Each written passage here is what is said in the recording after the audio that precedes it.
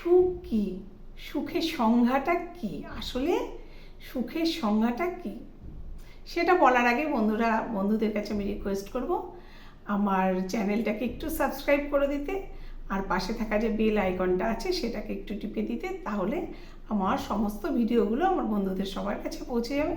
এটা আমি বন্ধুদের কাছে রিকোয়েস্ট করলাম। তো যাই হোক, যে গল্পটা আমি বলবো আজকে, সুখ কি, সুখের সংজ্ঞাটা কি, সুখের সংজ্ঞাটা কি, সুখ কি।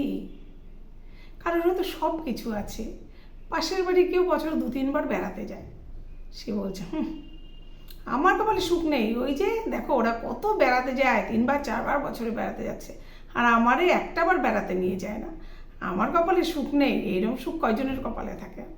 পাশের বাড়িতে হয়তো তারা অনেক বড় একটা গাড়ি কিনেছে, অনেক কিছু জিনিসপত্র কিনছে, সেটা দেখেও কত সুখী ওরা, ওদের কত সুখ, ওরা কত ভালো আছে, আর আমার কিছুই না, এই তো কোনো রকম বাড়ি ঘর করে রয়েছি।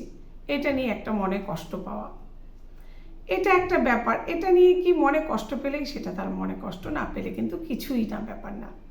বা কেউ হয়তো খুব ভালো আছে, তার স্বামীকে নিয়ে খুব আনন্দে আছে, তার স্বামী হয়তো তাকে যেভাবে খেয়াল করছে, একজনের স্বামী হয়তো তাকে খুব খেয়াল করছে, কিন্তু কারোর স্বামী হয়তো তার সেভাবে খেয়াল রাখে না, সে সময় পায় না, বা সবার পক্ষে সম্ভব হয় না।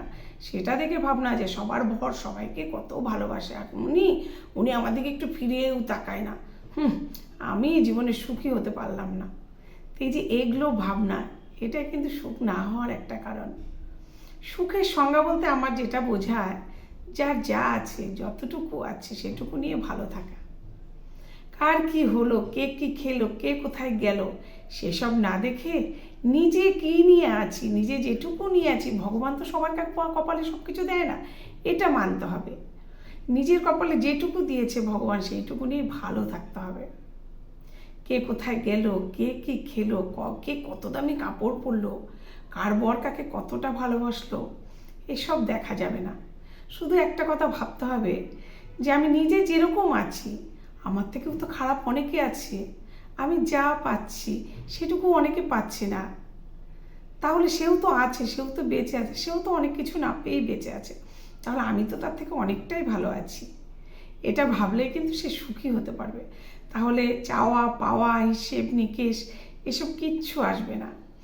তাই আমার মনে হয় সুখের সংজ্ঞা বলতে যেটা বোঝায়, ভগবান আমাদের যেটুকু দিয়েছে সেটুকু নিয়ে ভালো থাকা, খুশিতে থাকা, আনন্দে থাকা, অন্যের দিকে না তাকানো, সেটাই সুখ। আর সেটুকু নিয়েই যদি আমরা ভালো থাকতে পারি, মানে যে ভালো থাকতে পারবে সেটুকু নিয়ে, সেই কিন্তু সুখী হতে পারবে। এটাই প্রকৃত সুখ, আর এটাই প্রকৃত আনন্দ। অন্যের হিংসা করে কোনো লাভ হবে না, কারণ ওপরওয়ালা ভগবান যেটা আমাদের কপালে লিখেছে, আমাদের সেটাই লেখা আছে, আর সেটাই হবে। তাই অন্যের সুখ দেখে কষ্ট পেয়েও কোনো লাভ নেই। তাই নিজের যেটুকু আছে সেটুকু নিয়ে সুখী হয়ে জীবনে আনন্দ করে, যে কদিন বাঁচবো সে কদিন আনন্দ করে বাঁচবো, এটাই সুখ। এভাবেই সুখী থাকাটাই সুখ।